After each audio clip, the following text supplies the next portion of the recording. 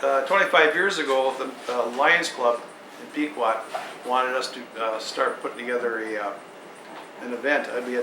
We had done it started getting into the Antique Snowmobile Club, and we were John Piron from Hay Lake Lodge and myself and a group of guys from the Lions Club decided just to start an antique show. So we had meetings, we put this thing together, and I think the first year we had 30 sleds. It wasn't a lot, but the people that were there had fun. The next year they told people, more people came, and it just started growing from that. But it was the Lions Club that started it. Later on, the Pequot Brush Pilots took it over, and we went from there, and it's been growing ever since.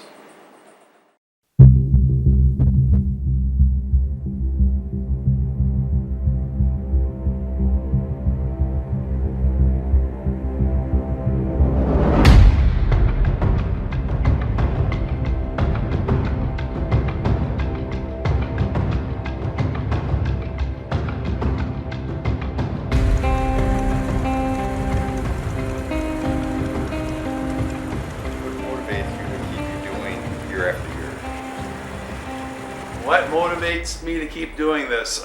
It's the people. The sleds are one thing, but it's the people that make it fun. It's just, you know, you're out there riding on the trail and somebody breaks down. I mean, people take it for granted on a new snowmobile to go from point A to point B. With these things, it's all about just getting from point A to point B and trying to make it. You break down, you stop, everybody's over helping each other, and it's more of a challenge. That's what's fun about it. And the other fun part about it is just taking an old piece of junk out of the woods from behind a barn and bringing it back to life again and riding it again. That's what really motivates me with that.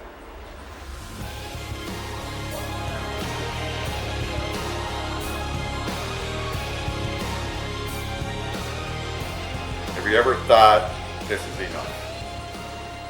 No, I've never thought about, you know, I guess, you know, a lot of people get involved in different activities, and, you know, interests change, and I get that, and that's fine, you know, but I think, again, it's the snowmobiles. I don't really collect any more snowmobiles. If I see something that really catches my eye or something, I might pick one up.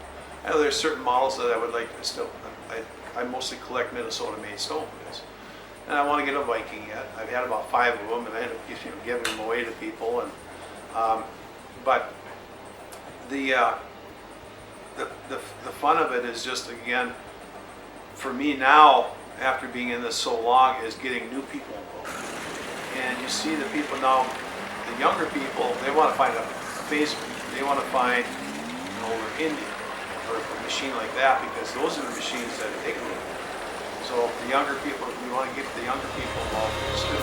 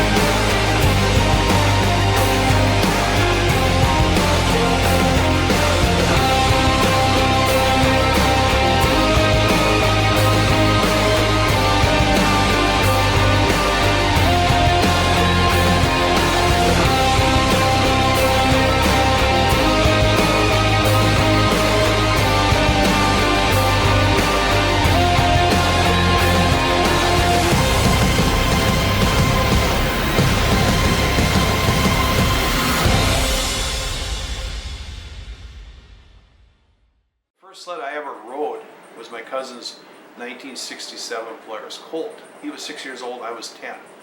And his uncle, my uncle, his dad, would not let him drive it alone because he was only 6 years old. So if I came over, then him and I could go riding. And that's what we got over here is this little, that was 51 years ago. That's when I started riding. It was a little Polaris Colt. I just still love them. So great little machines.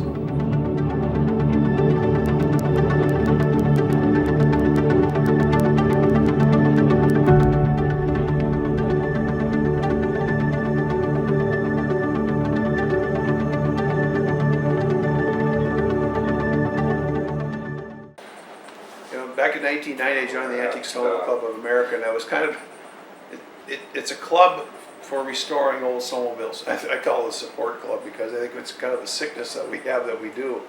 But, you know, helping people with their restorations, helping, you know, them with mechanical problems or where to find the parts, and helping people that have old snowmobiles, they want to get rid of them, they don't know what the price of them, what they're worth, and helping them get their sleds to a good new home. I don't call it selling a snowmobile. I call it, you know, getting a snowmobile to a good home, to somebody that's going to appreciate it, fix it up, and get it back out there and give it that second life again. Minnesota is such a big history of snowmobiling. You know, Arctic Cat and Polaris are still here. It's nice knowing that, again, your dean said, you know, you can't have a future if you don't have a past, and people need to know where this came from. You know, Polaris was a farm manufacturing, built farm equipment, and to see, you know, where they've come with their machines, and to see what Cat has done. And of course, you know, Cat's this small little guy on the block, and you know, they went under. And they're the only snowmobile company that ever came back. I mean, you think of over 300, 400, or 500 snowmobile companies in the United States, Canada, and over in Europe and Russia. That's amazing. I mean, it's good to see them back after what happened back in '82. And you know, as far as when it comes to my angle is, I like collecting Minnesota sleds, because I know that if I'm buying a Polaris, I'm buying a Cat, I'm putting money back into Minnesota, I'm putting back into people that are here, whether it's an old sled, new sled, or whatever.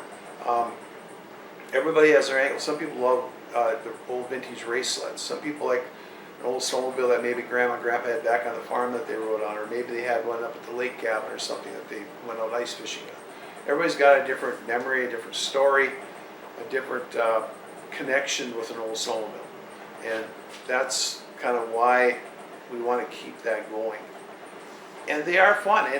It's good to ride an old snowmobile, because then when you get on the new one, you really appreciate a lot more too. You know, right now my new one, I got a heated seat, you know, hand thumb warmers, everything else, you know, electric start, reverse. Some of the old ones had reverse in them, but yeah, it makes you appreciate them a lot more too. So, but they're a lot of fun. And again, the big thing is the snowmobile is a snowmobile. It's the people that make it fun. And snowmobilers are such good people anyway. They're people that work hard, they have a job, they work hard, they play hard, they get done with work on Friday night, they take off, they go out, they spend money in the community, they help out with the economy of the different communities around the area. All that plays a big important part in wintertime.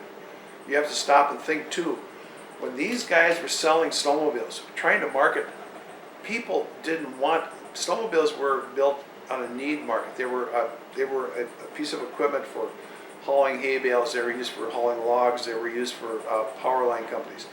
To go out and like Edgar called them, a social machine.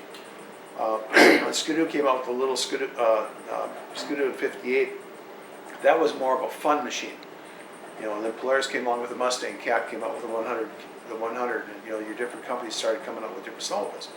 And those were more, now it became more of a social thing. But the thing was, you want me to get on that, and it's cool, dog. I'm not going to go out and sit on this thing and go ride it around. That was the hardest sell for early manufacturers of snowmobiles. We actually are going to get dressed up and go out and ride a snowmobile in the wintertime. Are you nuts? I'm going to go sit inside the house and watch TV. This is where once that caught on, like I said, in the late 60s, early 70s, it was just a boom. You know, there were like 300 companies right around about that time. Everybody was making snowmobiles. You know, in my hometown, we had the guy that hauled the bulk milk from our dairy farm. He sold chaparrals. The grocery store in town sold Vikings. The other grocery store sold Wildcats. The Massey Ferguson dealer sold Massey Fergusons and Arctic Cats. The resort down the road sold Scorpions. Everybody was selling snowmobiles. And, you know, it was just a social craze that just caught on, kind of like cell phones now today. So, yeah, it's fun. It's fun, like I said, just to get life back in these old machines and just get them rolling again. How many sleds do you own? I don't know.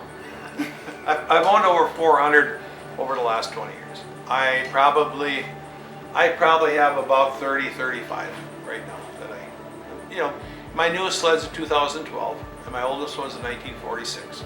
That's a motor toboggan, which was built, looks like an Ellison motor toboggan, but it was hand built by a gentleman, a blacksmith in my hometown, and I have that in the back of cool stories. I'm still working on that.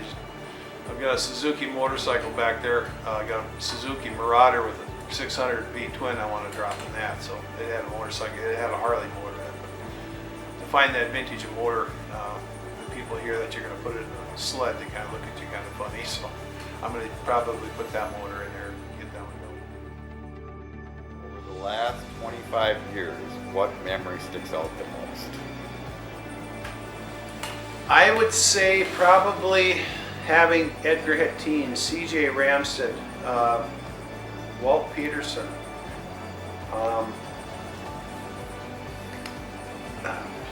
Plaisted, Peterson, Edgar, David Johnson, all the pioneers of snowmobiling, Dick Harrison from Scorpion. Having all these people come and speak at our events, I think I'm so glad I had those memories of getting to know those people over the years. Herb Howe, who won the first I-500 race, has been here. Butch Vassell, who raced for Massey Ferguson, he's coming back here again this year. Jim Langley, who crossed the United States, he's coming tonight. On a 67 Colt, they drove all the way across the United States from British Columbia to Maine.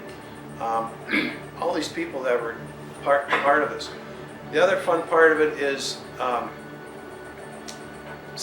the things that have stood out is obviously been, it seems like this weekend is always the coldest weekend of the year. It's always cold. It's just miserable. We're talking about how wise we are to be out here when it's in the cold, 17 bazillion below zero. It's like, this is the great, we are the dumbest people on the planet or the greatest people on the planet. I choose the latter. The hardiest. The hardest. The hardiest people. Har, har, har. Hardy And then- mountaineers. When you do get a nice day, it's kind of funny when that does happen.